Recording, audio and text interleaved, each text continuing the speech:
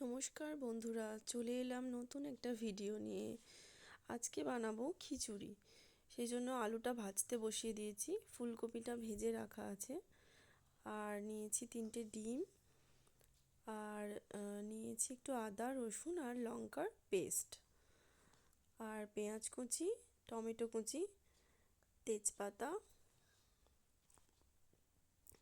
আর মুগের ডালটাকে ভেজে নিচ্ছি হালকা করে।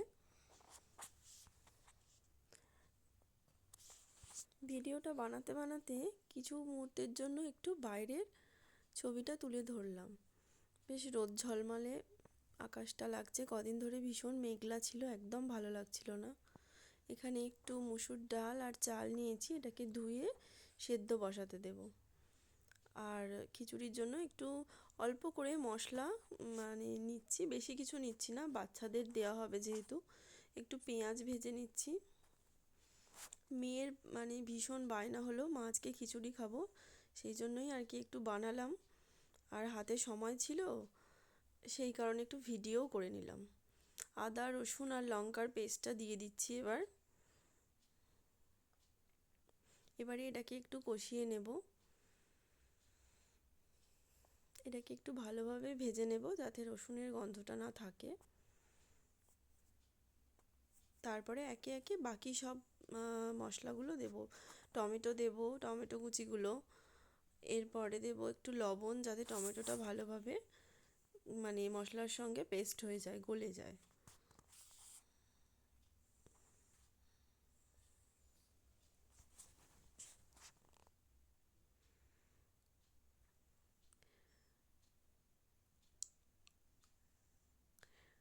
লবণ দিয়ে দিচ্ছি, এরপরে দেব হলুদ, দিয়ে এটাকে ভালোভাবে মশলাটাকে কষিয়ে নেব।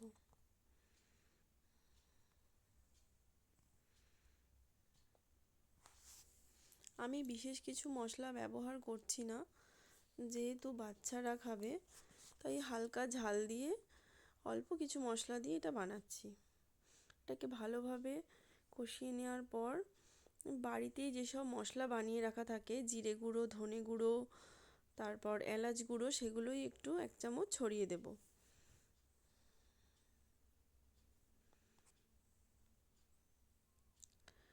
এরপর যে 3টে ডিম নিয়েছিলাম, ওই ডিমটাকে এর মধ্যে দিয়ে দেব,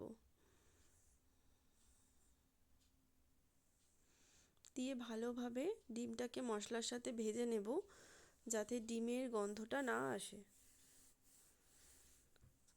ভিডিওটা যদি ভালো লাগে তাহলে চ্যানেলটাকে সাবস্ক্রাইব করে দেবেন।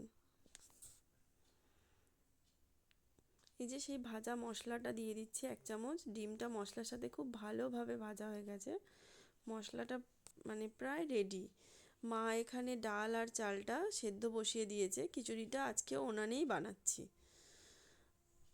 ফুলকপি আর ভেজে রাখা আলুটা দিয়ে দেওয়া হচ্ছে, এরপরে একে একে সমস্ত মশলা দিয়ে দেওয়া হবে, দিয়ে সেদ্ধ করে নিলেই খিচুড়ি রেডি।